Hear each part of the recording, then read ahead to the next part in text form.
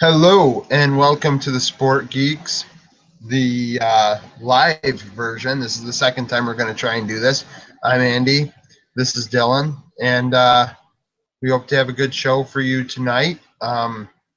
If you end up watching this live, or you watch, well, right now you'd be watching it later because there is no viewers at the beginning. Um, you know, leave a comment below as we go throughout our picks, and if it is live and you're watching, then we'll talk about it after pick 5. If not, if you like the content, like it, and if you want to watch more, keep watching. Dylan, so what are we going to talk about on this episode? Obviously, they can tell by the topic, but how do you feel about tonight's topic? I feel pretty good about tonight's I topic. feel We're going pretty to be good about talking tonight's about topic. We're going the to be top 10 talking about quarterbacks the in top our 10 mind quarterbacks. and in terms of fantasy purposes. And we each made a top 10 list we'll be going through, and we'll have a little bit of a debate about the multiple differences that we have in our lists. Hopefully there wasn't an echo just there, but there may have been one. So my apologies if that was the case. All right. So yeah, we're going to go through our top 10 quarterbacks and discuss. We pretty much end up with the same top 10 in terms of players, and we will have a sleeper at the end. Um, I guess we should get started. The first quarterback I had will go from 1 to 10. The number one quarterback, I think, going into this year will be Peyton Manning, Denver Broncos. Um, Arguably one of the best quarterbacks, well, arguably the best quarterback of all time. Definitely one of the top 5, maybe, quarterbacks of all time. They just re-signed Demarius. Sure, they lost Julius, but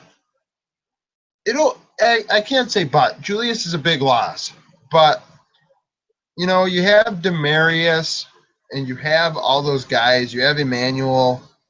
Cody Latimer is going to be ready. And the list goes on. That team is going to be good no matter what. I think it's going to win that division easy. And I think with Peyton at the helm, Peyton's just a solid, always top 5 quarterback. And I think this year he just throws up another great year, maybe 45, 50 touchdowns. And, you're looking at the best fantasy quarterback in the history of the league, let alone this season coming up. So I have Peyton going number 1 on my list. Dylan? My number one quarterback this year is a different first overall pick in Peyton's Indianapolis Colts successor, Andrew Luck. He's young. He showed us last year that he can be the top quarterback in fantasy. He threw for 4,700 yards and he rushed for 268. And I feel the rushing is an underestimated part of his game because when you think of the running quarterbacks, you look at Newton, Kaepernick, Wilson, and you tend to forget the guys who aren't run first but have the ability. And I think Luck, he's always a threat to throw for a bunch of yards. They got a ton of receivers there in Hilton, Moncrief, Kobe Fleener, and they brought in Andre Johnson this year. I know he's a little bit older, but he should still be a great source of yards and receptions for them. So I think Luck, he's young. He's got the potential to be the number one quarterback again, and he could be the number one quarterback for many years going forward from now on. Hard to disagree with some of that. He's also got, I think they drafted a wide receiver in the first round as well. A lot of skepticism about that, but they did do that, I believe. At number 2 on my list, I have Aaron Rodgers. Green Bay, obviously. A lot of talent there with Nelson, Cobb, Devontae Adams. Once again, the list goes on. The absence of a tight end, I think, really hurts Rodgers, in my opinion. I think with his injury last year, that's another factor. You have to think maybe he doesn't run the ball quite as much now, so his legs are diminished. He may, he did rush for 800 yards one time. So, That's a thing, but at the same time, you have to realize, he's getting older and he got injured running. So I don't think he's going to run as much. And he's still obviously the number 2 quarterback. Like, it's hard to take away from the guy. He is one of the best quarterbacks in the game. So I have Rodgers at number 2. Dylan? I too have Aaron Rodgers on the number 2 spot of my list. I think he's one of the most well-rounded quarterbacks in the game, and he could make a case for number 1, but this is hard to say because he's still one of the best players in fantasy, but he's one of those guys like I'd probably rather have him as my actual quarterback than a fantasy quarterback, although his fantasy numbers will still be without question elite barring injury. He's got great receivers, he's got Eddie Lacy, and he should put up great numbers this year, good yardage. He's another guy who has the ability to run, but with a bit of an injury history, and he's 31 years old now. He certainly has many good years left. We may see that start to tail off as we go through his career a little bit more, but I still expect a very productive year out of Aaron Rodgers this year for Green Bay and for possibly your fantasy team. Yeah, if you're drafting Aaron Rodgers, you drafted him probably late first round. I think we both had him at number 2. I think you see him late first round, depending on your league. But, running backs is another episode, and running backs are at a premium. So that's a thing. All right, so my third quarterback is my boy. I'm a Bills fan, but I'm a Russell Wilson supporter. And I have Russell at number 3. Last year, he was the 6th-ranked quarterback, and he didn't have anybody to throw the ball to. So you have to imagine with the addition of the best tight end in football, he's going to be that much better. So in my opinion, Russell, I have him at 3. I think the ceiling is high this year. I think he's going to have his best year so far. Obviously, the running aspect is important too. With Marshawn, they still have a running game, a strong running game, and he's good for 800 yards. Like, you expect him to get 700, 800 yards. And with Graham, he's only going to have a better season than 6th place. So I have him as my number 3 quarterback for Seattle.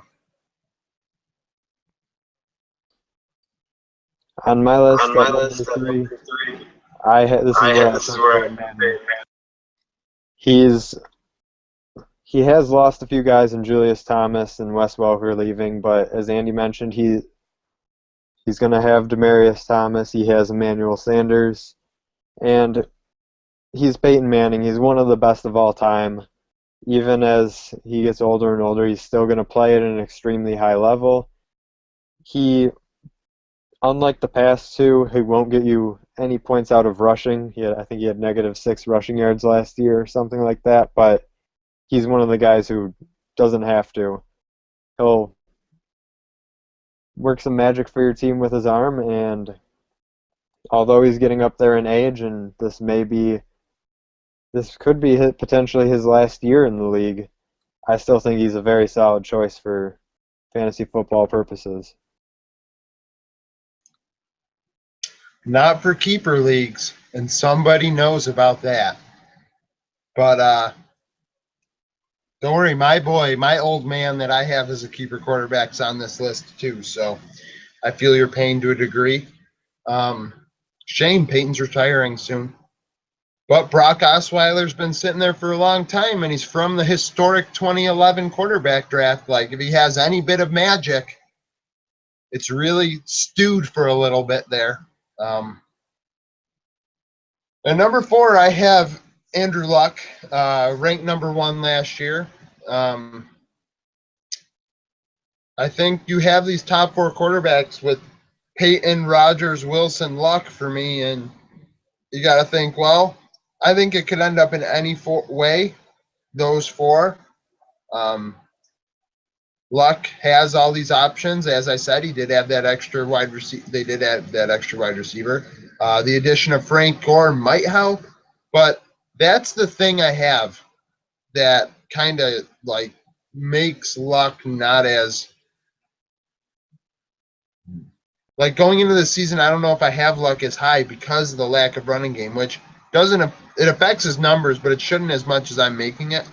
But a lack of a running game. Kobe Fleener, I think he really needs to take the next step. I don't, he's a waiver wire tight end level. Like he is anywhere from that 10 to 12 range, in my opinion, and that's a problem.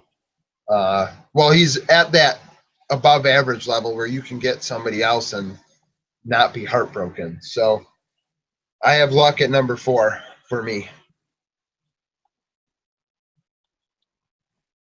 At number 4 for me, this is where I have Andy's boy, Russell Wilson. He's, through the first little bit of his career, I tried to play it off as the team around him resulting in the product that we saw for Seattle, but we're getting to the point you can't ignore what Russell Wilson does, what he does with his arm, what he does with his feet, and he's gonna get you the rushing yards. He had 4 rushing touchdowns last year, and he's gonna pass for the yards. He got a new target in Jimmy Graham, and I think he has. Obviously, we've seen he has the potential to be great, but he could enter this elite fantasy quarterback class with continuing improvement of his stats, and I think he's a safe bet to be up here because he provides you multiple categories of ways to get points or stats, but he's consistent about it. He's smart. He's a smart quarterback. He makes good plays. He's obviously been to 2 Super Bowls in his very young career, and he's I think he's gonna turn it up this year a bit in terms of passing yards. Whether that affects his rushing yards with Graham, we'll see. But this could be a good year to draft Russell Wilson if you can get him pretty early. Might want to take that shot. Reverse psychology. He wants me to pick him early in the fantasy draft, but I'm not a fool, Dylan. Russell is the man, but I'm not a fool. Geez, it's so hard to just follow that up right there. That's the first time Dylan's ever talked so highly of my boy. And number 5, I have Big Ben. Big Ben's kind of been that guy that's like, oh, he's a good fantasy quarterback, but I've actually never had him on my team ever. And, I don't really realize how good he is. I think he's a little bit inconsistent, but he puts up such big weeks sometimes that it's like he may win you like 3 weeks, like just have a 450, 500-yard passing game. He had like a 6 touchdown game. Like the dude, if he's on, he's the best quarterback in football. At that week, Big Ben's the best quarterback in football. And with Antonio Brown, unheralded coming out of college, but Antonio Brown, he's a wide receiver I respect. You have Martavius Bryant there. They drafted another kid, and I forgot his name last year, but they've got 3 good wide receivers, and they have arguably one of the top 2 or 3 running backs in the league in Le'Veon Bell. Sure, he's going to be suspended for the first 2 weeks, but come on. I think I have Big Ben at number 5 on my quarterback list. We've finally reached a point where Andy and I have agreed on something. I think this is one of like 2 spots where we agreed, actually. We agreed on number 2. But Big Ben, it's hard to know. Last year, if you would have asked me my top 5, I remember I had a really tough time naming a 5th guy, and Big Ben came up last year. He put up big numbers. He's got Antonio Brown, who I'm sure we'll discuss in a future episode for possibly being the number 1 receiver. He's got Le'Veon Bell in his backfield, who might be the number 1 running back. And he does have a tendency to put up huge games. He's a tough guy. He'll play through an injury, and he'll be successful through an injury. And I know from experience, as he played through an injury and that got just enough points to knock me out of the playoffs that year. So he's a tough guy. He'll be on the field for you. There is the injury risk, but if it's not too serious, you can count on him being there to put up the numbers still. He's got great weapons around him, and I don't see a reason why Big Ben can't have another very successful year this year.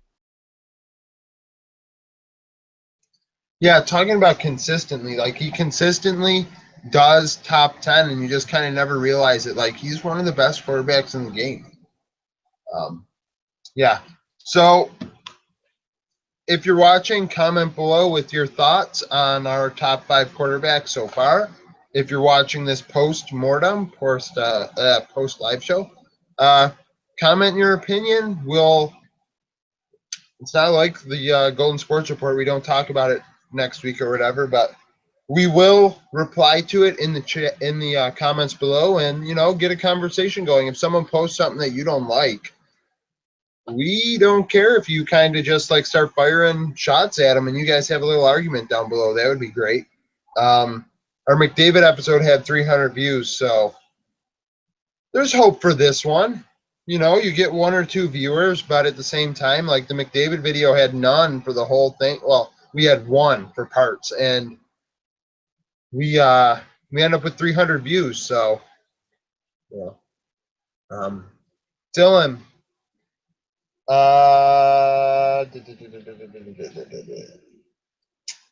did you think there was a clear cutoff at 5? Like after the top 5 that you had, did you think there was a big drop off to who you have at number 6, or did it kind of get chaotic there? I hadn't really noticed until you mentioned it, but I'm pretty comfortable with my top 5 at this point going forward. I certainly think there are guys I have in the 6 through 10 range that could break the top 5, but I don't think there's a huge drop off, but I think I'm pretty confident in we both had the same top 5, just different orders.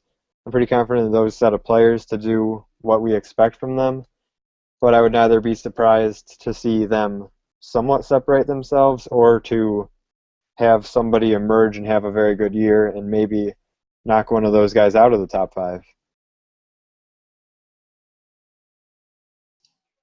Yeah, I'm thinking similarly.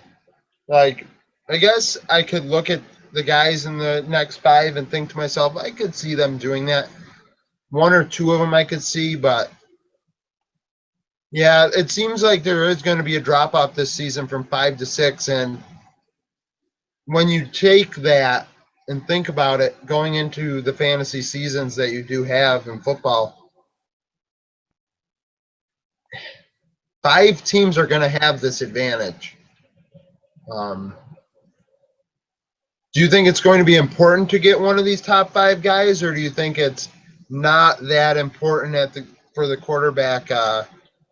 Is it really that important to have a top 5 quarterback in fantasy football by comparison to other positions?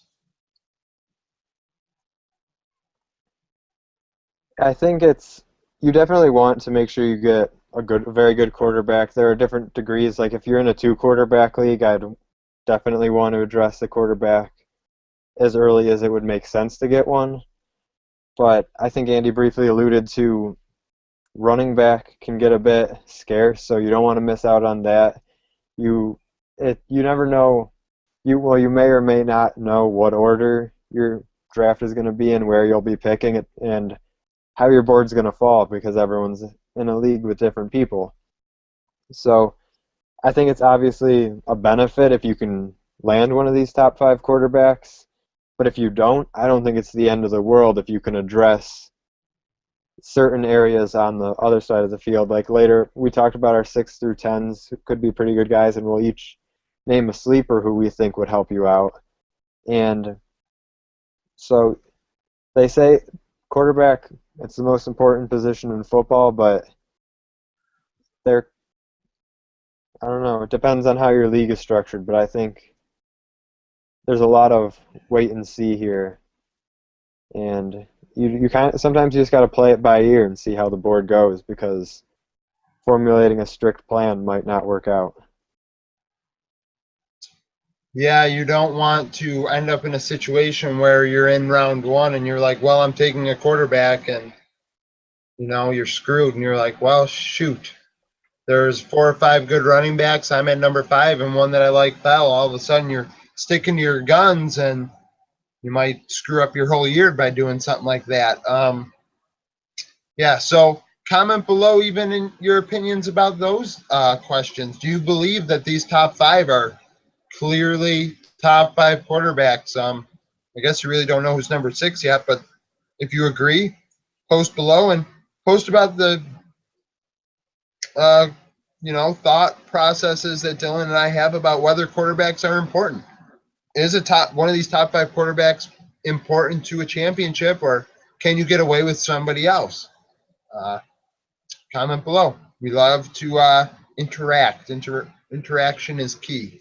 Dylan, I started the top 5, so you can start the bottom 5. Who do you have at number 6? Number 6, to start off my bottom 5, I have Matt Ryan of the Atlanta Falcons.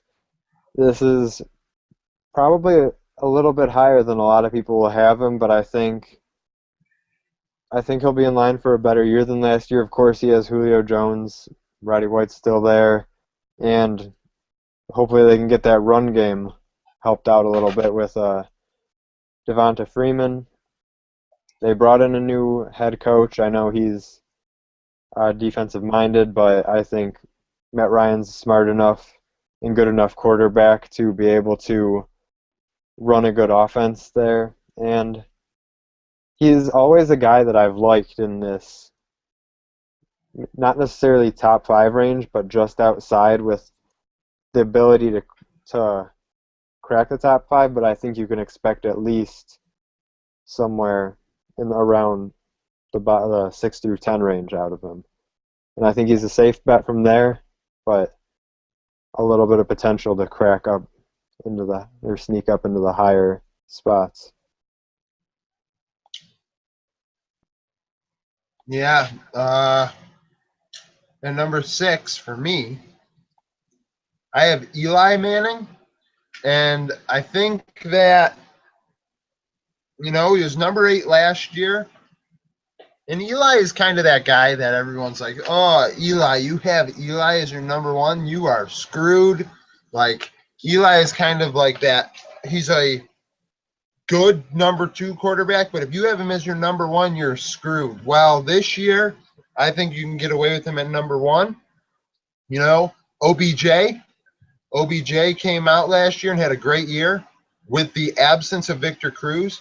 Now you have to think to yourself, how much was it about Victor Cruz's absence that caused OBJ to play so well? Now with 2 guys, we'll see what happens, but I have Eli there for sure, and I really believe Eli is going to be a better quarterback than a lot of people expect this year, and I have him at number 6.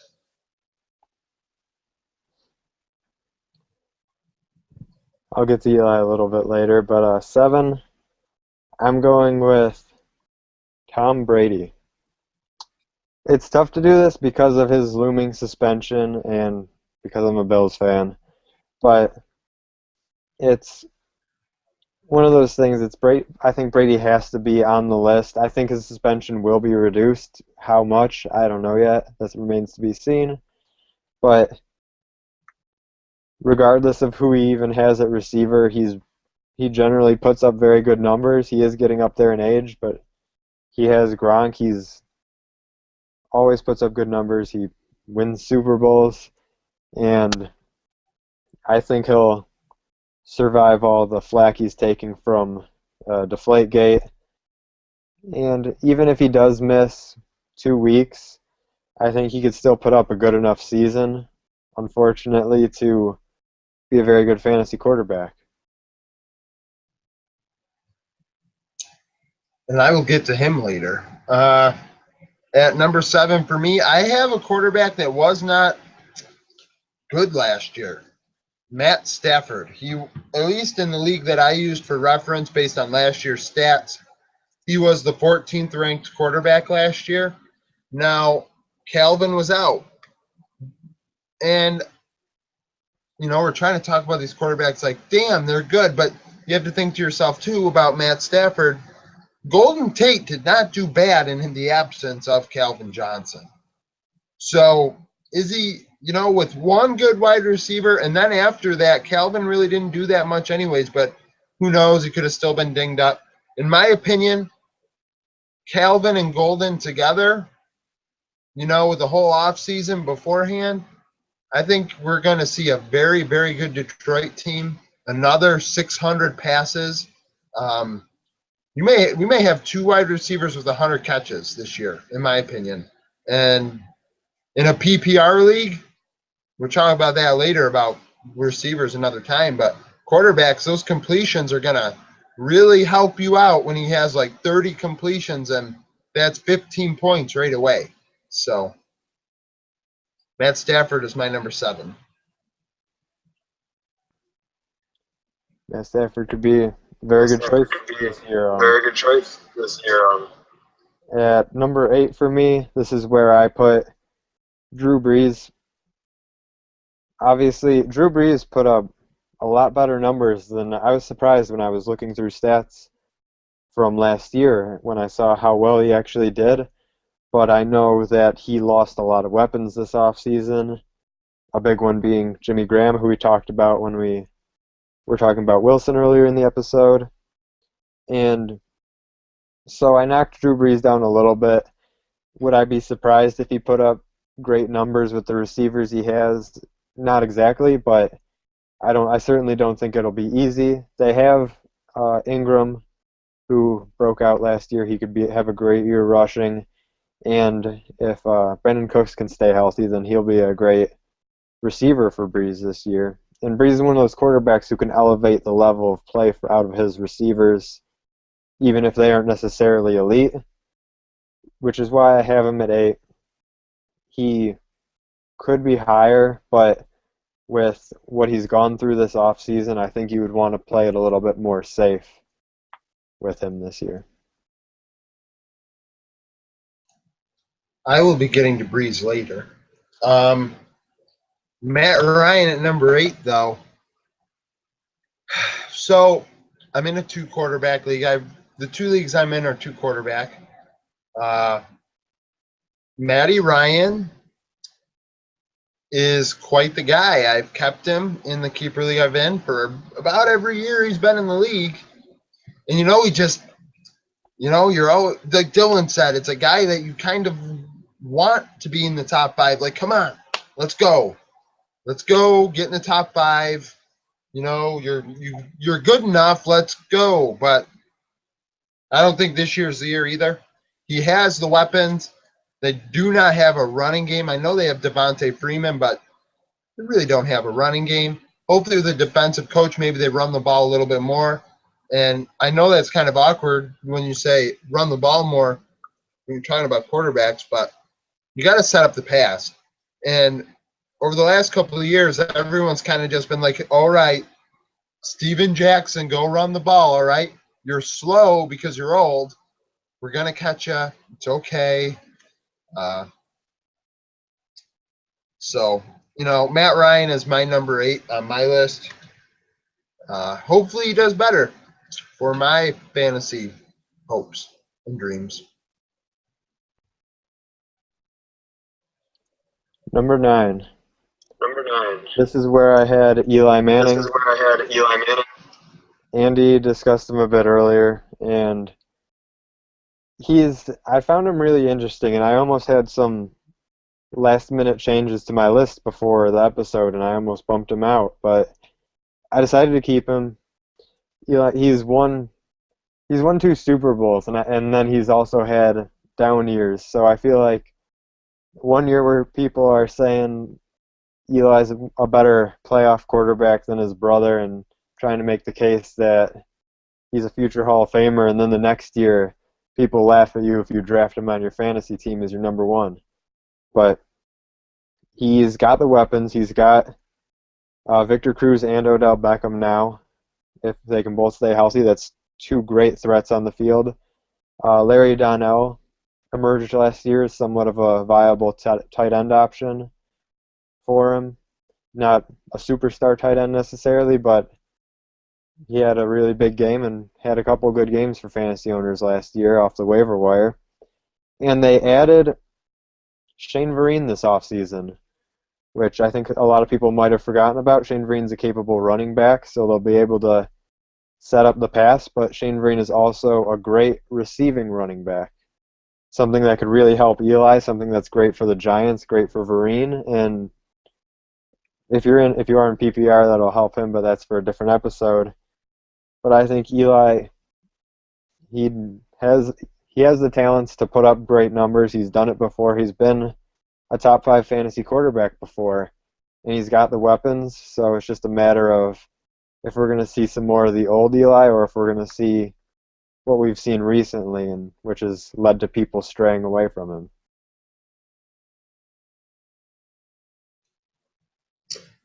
I also have Eli in my fantasy football league. At number 9, I have Tom Brady. And I was just thinking to myself, well, darn, he has Edelman and Gronk. How am I going to explain this? Because, I didn't put 2 and 2 together when I was naming my list here. But then again, I thought to myself, really, that's the touchdowns that's helping him, because Edelman and Gronk, that's Gronk's touchdowns. The suspension will hurt, whether it's 2 or 4 games. I think when you look at this the bottom 5 here, they're very close. I think they could be in any order. And, we look at the top 5, and we said the same thing. Well, I said the same thing, but I think it's even closer with the bottom 5 because of this kind of the inconsistency there of the quarterback. Some may have bad weeks, and that's kind of changing where they end up in our bottom 5. And Brady, I think, with the loss of some game time, I think he suffers. And they only have LeGarrette Blount in the backfield. And I believe they lost Ridley and Vereen. So, yeah, Ridley went to Miami, I think. So, without Ridley and Vereen, Jonas Gray, one good week, and then he had to miss a practice. Jonas Gray. All right. And that's who I have at number 9, Tom Brady. To wrap up my list at number 10 is where I have Matt Stafford.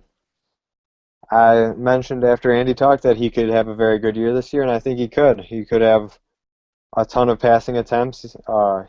He was a good quarterback last year in terms of fantasy, and that was considered to be a down year out of Calvin Johnson. Johnson will be back. Tate will be back. Eric Ebron's a guy a lot of people are talking about at tight end, possibly emerging this year. They did lose Reggie Bush. He went to San Francisco, but Joique Bell, another capable running back and a great receiving running back, much like Vereen, who I just talked about. And Stafford, the reason I had him at 10 was because last year he only threw for 4,200 yards and 22 touchdowns. But I think if I was putting a bet on a quarterback who could pass for 5,000 yards this year, Stafford would probably be one of the top couple. But again, it's one of those things. It's a bit of a risk. You hope he definitely has the ceiling and the weapons around him to pass for 5,000 yards, and not many people can say that they've done that. But we've seen him falter a bit, sometimes with injuries, sometimes with a little bit of inconsistency. So I have him at 10. I do like him as a player, but you gotta wait and see. And before I send it to Andy for number 10, very briefly, a couple honorable mentions. Tony Romo almost made my top 10. Yeah, Des Bryant's coming back. They did lose DeMarco Murray, though. And Tony Romo is usually a solid fan. As much as people love to hate on him for how he plays in the fourth quarter, sometimes late in the season, he can be a very good quarterback for you. Cam Newton, his running ability makes him somewhat boom or bust, but I think he's got certainly potential if you can get him late enough. And then Phillip Rivers, another solid candidate, gained some consideration, but ultimately didn't make the cut for top 10. I concur. I concur. The number 10 for me, I have Drew Brees. I'm trying to trade him in fantasy. That's why I got Eli Manning, so I could trade Drew Brees away. One of the best fantasy quarterbacks over the last 10 years, but it's been 10 years, Drew. They just drafted their quarterback of the future in Garrett Grayson, and I think it's rebuild time in New Orleans. People may say otherwise with C.J. Spiller, but when you have Colston and Cooks, Colston's an old man by my standards. He's an older receiver. Cooks is young. And they trade away Kenny Stills, which, in my opinion, was not something they should have done. And it hurts Breeze. Losing Stills, losing Graham. I have him in the top 10, but I'm going to be honest. It's kind of like Dylan had with Eli. I really didn't feel comfortable putting him at number 10. So, I have Breeze at 10, but my honorable mentions are pretty much the same as Dylan. You got Tony Romo. Who knows? Dez, he was number 11 last year. You got Dez, you got Witten. That's capable guys there to really help them out going forward. But you have to think about the loss of DeMarco Murray and the effect that's going to have. Darren McFadden is not DeMarco Murray. Darren McFadden is bad. Next episode, we'll talk about the 10 worst fantasy running backs. Darren McFadden is bad. Other honorable mentions, Phillip Rivers. And I think, more I think about it, maybe Rivers could be at number 10. He's got Keenan Allen. He's got a couple good young receivers there. And, so, I have Phillip Rivers at honorable mention as well. Also had Kaepernick's name there and Flacco's name, but those guys are clear number 2 quarterbacks. I don't think you even want to consider those guys as number ones and expect to be successful. So, Dylan, who do you got as a sleeper?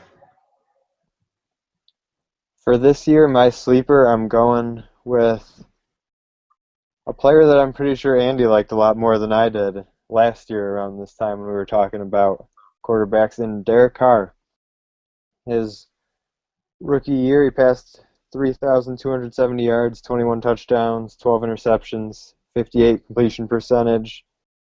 So it was a solid year out of a rookie, especially out of Oakland. In terms of real-life performance, I think he can be very good, very solid. I don't think it'll be enough to move the Raiders to the next level just yet. But with Carr, I think he could be a solid fantasy option. I think he'll be drafted very late, or I don't know if I want to say maybe not at all, but he'll be taken very late depending on what kind of league you're in. And he put up solid numbers. He gained Michael Crabtree and Amari Cooper, who could really help him out. So this could be somewhat of more of a breakout year, and this could be the year that puts him into the conversation for next year. Like, hey, maybe draft this guy a lot earlier because he's emerging as a young star quarterback. And while there is a risk, there's always risks with sleepers, and I think Carr could work out pretty well for you. Before this episode, Dylan told me, I told him who my sleeper was, and he said that doesn't count. So I'm just going to say, because it's kind of the same thing as Dylan, but 1 year ahead, Ryan Tannehill. Last year passed for 4,000 yards and was the 10th ranked quarterback in the league I was in. And then you think to yourself, wait a minute, Ryan Tannehill was the 10th ranked quarterback? And I know I was talking about Big Ben earlier, and he was like, oh, I've never had him, so I never realized really how good he was. But Ryan Tannehill is the 10th best quarterback. Like, that's mind-blowing. Like, he's the real deal. I think he's going to be the real deal, Ryan Tannehill. And, I don't expect him to be a top 10 quarterback this year. But then again, I didn't expect him to be a top 10 quarterback last year. And even today, I didn't expect him to be a top 10 quarterback last year until I looked. So, it's hard not to just throw him on honorable mentions and do another sleeper, but I don't think that's right. I am going to say, though, my honorable mention for sleeper was Marcus Mariota, but he isn't signed yet, so I don't know what's going on with that. Because Marcus reminds me of Russell, but he has all the weapons in the world to make it happen. So, yeah, Ryan Tannehill, mid quarterback, a very solid second option in my opinion. I think if you have Ryan Tannehill as your second quarterback, and maybe you have one of those top 5 guys, I think you are in a good position to win your fantasy football league. I think if it's not really, really rigged and unbalanced, I think you'll have success. So Dylan, what do you think? How do you feel about our top 10 lists here? I feel pretty good about it. It's a bit early in the season, but we're getting into the thick of when people are going to have to start preparing for their fantasy football leagues, doing the research. I think it bodes fairly well that we had the same players in our top 10, although the order varied in certain places. And there wasn't a ton of disparity, so it's a bit more credible that we somewhat agreed rather than if one of us had thrown, say, Tannehill into our top 10 and say, well, he did it last year, while the other guy only has him as a sleeper.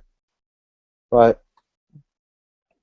I like it. I'm getting excited for fantasy football myself just talking about it. I hope the viewers enjoyed this episode. Yeah, if you watched, obviously you watched, you're watching it right now. Like, comment, favorite, subscribe. Remember, comments increase views, and increasing views increases interaction, and it makes it enjoyable for all to a level that we have not reached yet because we don't get a lot of comments. We do try and respond to as many comments as possible if they're relevant. Subscribe so you know when we do future shows. We will be doing the next 3 episodes after this live. I do not remember what order we're doing them in. I may have said it on the last episode and I do not remember. So if I did, comment below and tell me what I said.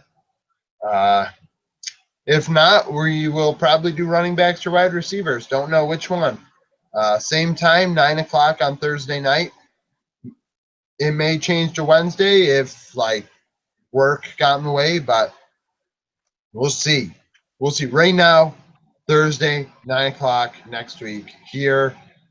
Thank you for watching. This was the Sport Geeks Top 10 Fantasy Quarterback episode. Bye. See y'all next week.